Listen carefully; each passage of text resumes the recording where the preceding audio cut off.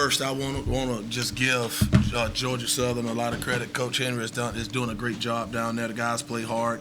Again, we knew it was going to be a fight. Anytime you have a rivalry game such as this, anything goes. Anything goes, and I'm just proud of our guys for showing up. We showed up again, showed up every possession. And wasn't a perfect game. We got to work on our defensive rebounding out of the zone, but I thought for the most part our guys stayed together through adversity.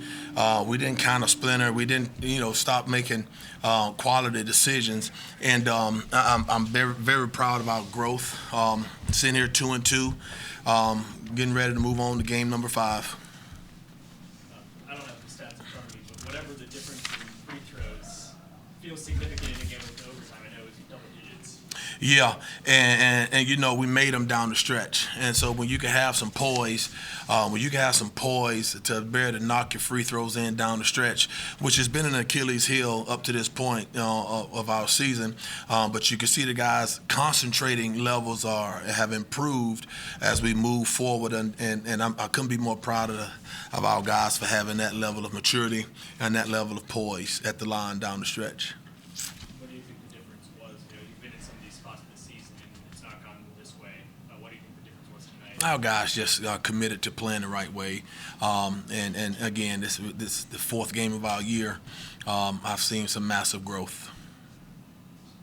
What was the change you had to make? It seemed like they started setting someone down in transition, before the ball was even rebounded. So what was the change you had to make defensively to kind of stop them from getting those really easy looks?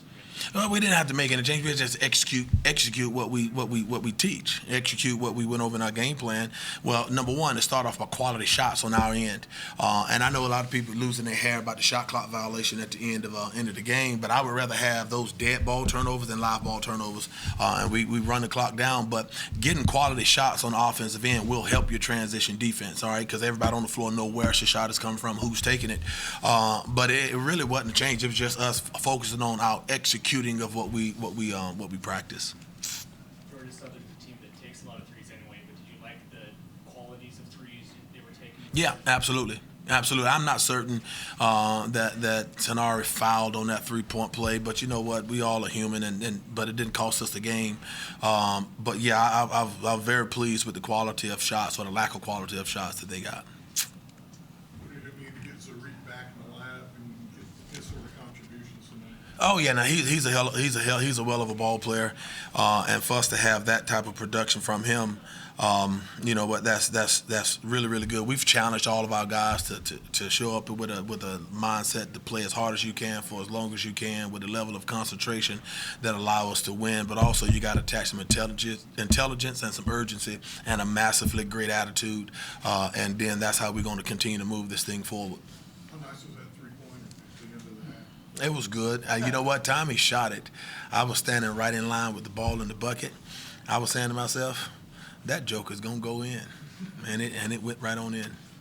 Is this the kind of win you can build something on? Every win you can build on, every single last one of them. And so we sitting here 2-2, with the whole season remaining in front of us. We just got to continue to take steps forward and get better from them. Night where he didn't shoot it great, but Jelani kind of did a little bit of everything, rebounds and assists to kind of not making as many shots, but doing other things to contribute.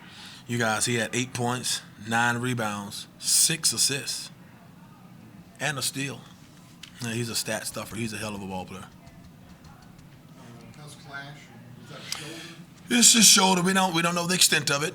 We'll get him looked at the doctors tonight and tomorrow, and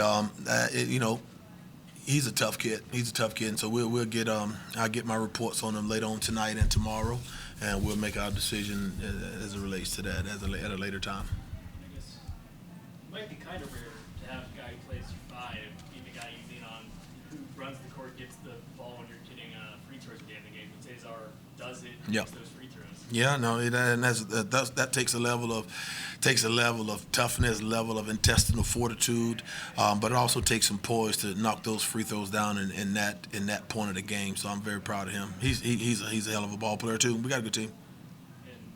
And I guess with whatever's lingering in Clash, you had DK go out there. What do you want to see from him? Is he maybe going to get more minutes if Clash is unavailable? Possibly. He's always preparing that whenever his name is called that he'll be ready, and he was ready tonight. And I think it's important to get him some minutes out there, and we was able to do that. It's a hell of a crowd too, boys. Our students showed up. I thought they're into the game and crucial points of the game, and I couldn't be more excited about about our turnout.